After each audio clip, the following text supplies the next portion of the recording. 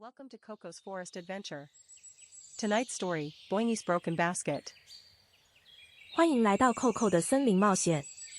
今晚的故事叫做《波音的破碎篮子》。Are you ready? Let's begin. Koko and Boingy play in the forest.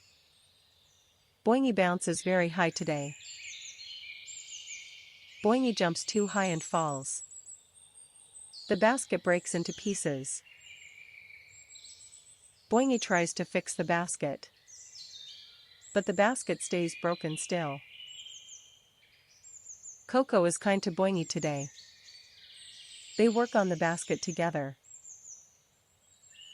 An elf flies down to help them. Together they fix the basket. They all rest under the stars. Let's learn our 3 words today. Word 1, owl. An elf flies down to help them. Word 2, shelter. You can shelter here and rest. Word 3, ladder. I need to climb up high ladder. Great job, little friends.